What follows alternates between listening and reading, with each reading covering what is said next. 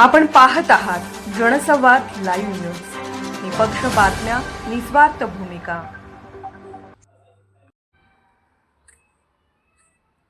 आनंदनगरमध्ये हॉटविक्स डांबरीकरणाच्या कामाचा शुभारंभ उपमुख्यमंत्री अजितदादा पवार यांच्या 50 कोटी विकास निधीतून. प्रभाग 8ला मोठा लाभ.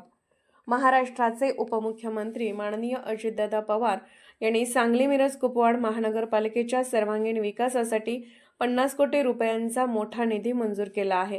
या निधीतून प्रभाग क्रमांक 8 मधील आनंदनगर परिसरातील अंतर्गत रस्त्याच्या हॉटमिक्स डांबरीकरणाच्या कामाचा शुभारंभ मोठ्या उत्साहात पार पडला.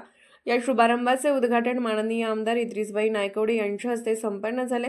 या कार्यक्रमास राष्ट्रवादी काँग्रेस पार्टीचे शहर जिल्हाध्यक्ष माननीय पद्माकर जगदाळे, माननीय नगरसेवक श्री विष्णू अण्णासाहेब माने, माननीय विकास जाधव, आशुतोष धोत्रे, महेश लोहार, नाता घेरडे, सुरेश धोत्रे, महेश कदम, राजू मोरे, विनायक मेजर, बिरू महारगुडे, राजू शेख, इम्रान पठाण, काशिम मुजावर, बाळासाहेब माने, प्रकाश अप्पा जाधव, शहाजी मोटे, बिरू कोळेकर, गुलाब शेख, महेश लांडगे, आशिष वाघमारे, हेमंत माळी, अथर्व गोरड, सदाशिव पाटील, आयुष आठवले, हर्ष ओबाळे, अमेय हिंगमिरे, संजय कबुगडे मामा, सिद्धांत ठोकळे, स्वच्छता अधीक्षक रवींद्र पुराणिक, राधा कांबळे, राधा संजय कांबळे, चंपाताई बाबूराव कागे, कुपवाड शहराध्यक्ष मेघा बाजीराव शेवाळे, कुपवाड शहर कार्याध्यक्ष आदी मान्यवर उपस्थित होते. तसेच महिलांच्या मोठ्या उपस्थितीत कार्यक्रमाला उत्साहपूर्ण प्रतिसाद मिळाला. त्यामध्ये रत्ताबाई जगताप, पुडब सरगर, सागली शहर उपाध्यक्ष सुवर्णप्रदीप करब्बळे,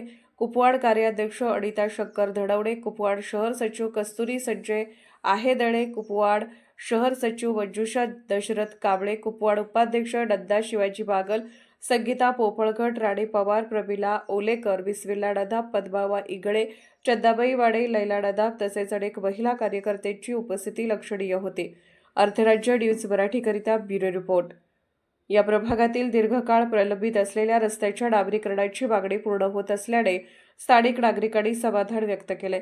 उपमुख्यमंत्र्यांच्या निधीतून होत असलेले हे काम परिसराच्या विकासासाठी महत्त्वपूर्ण ठरेल असे मत माननीय नगरसेवक श्री विष्णू अण्णासाहेब माने यांनी व्यक्त केले. नागरी सुविधा, वाहतूक सुकरता आणि परिसराचा विकास हे प्राधान्याने पूर्ण करण्याचे आश्वासनही दिले. जनसंवाद लाईव्ह न्यूज चॅनलला लाईक करा, शेअर करा आणि सबस्क्राईब करा.